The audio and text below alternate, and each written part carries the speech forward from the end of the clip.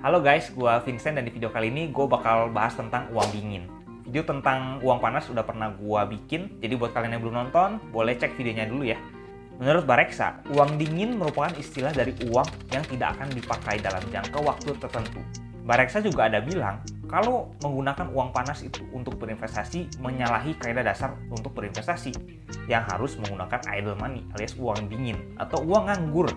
Bareksa mengingatkan bahwa kita harus berinvestasi menggunakan uang dingin agar ketika terjadi sesuatu, ya suatu risiko gitu di mana aset yang dibeli mengalami penurunan, maka kehidupan kita tidak akan terganggu karena memang uang yang dialokasikan untuk investasi ini adalah uang nganggur, uang yang menganggur.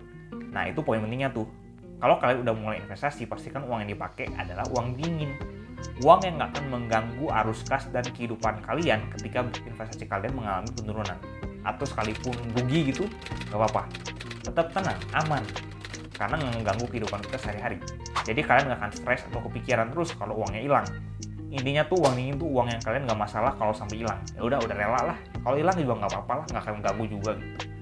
Penting banget buat kalian yang udah mulai jadi investor untuk memikirkan matang-matang instrumen apa yang akan kalian beli dan menyiapkan dana khusus untuk kebutuhan sehari-hari. Jadi dipisahin tuh, ada uang khusus untuk investasi, ada uang khusus untuk kehidupan sehari-hari, ada uang khusus untuk belanja, ada buat liburan atau holiday.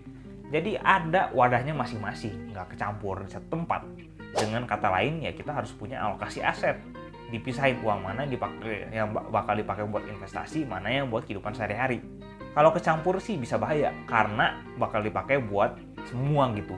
Eventually salah satu bakal kepake dan akhirnya habis gitu. Mending kalau uangnya memang dipakai buat memenuhi kebutuhan sehari-hari karena itu kan prioritas ya, jadi itu didahulukan itu. Karena ada aja kasusnya di mana orang-orang itu pakai semua uang mereka untuk investasi di satu aset.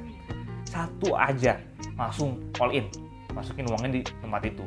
Menurut gue itu mengerikan karena kalau itu rugi ya udah game over buat mereka nggak bisa investasi lagi, udah mah nggak bisa investasi lagi, dan lebih parahnya lagi mereka jadi nggak punya uang untuk kebutuhan sehari-hari, habis uangnya. By the way, itu juga contoh dari orang-orang yang melakukan hal-hal gila dengan uangnya.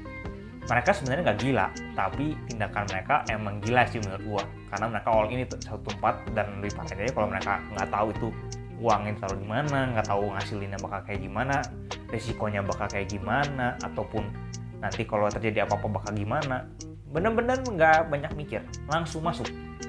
Dan akhirnya ya kita tahu cerita endingnya.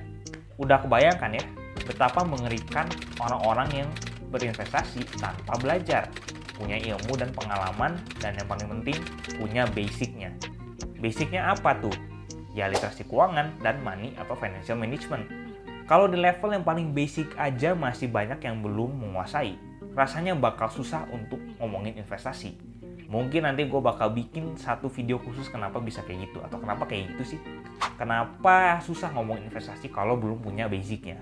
Jadi ingat untuk berinvestasi dengan uang dingin kalian ya. Biar hidup tetap aman dan kalian tenang, tanpa harus mengalami stres. Yang sebenarnya nggak perlu, bisa dihindari. Risikonya dan keuntungannya ada di tangan kalian. Jadi selamat berinvestasi dan harapannya dengan uang dingin ya, jangan dengan uang panas ya. Oke guys, sekian video dari gua. Thank you for watching. Kita ketemu lagi di video selanjutnya.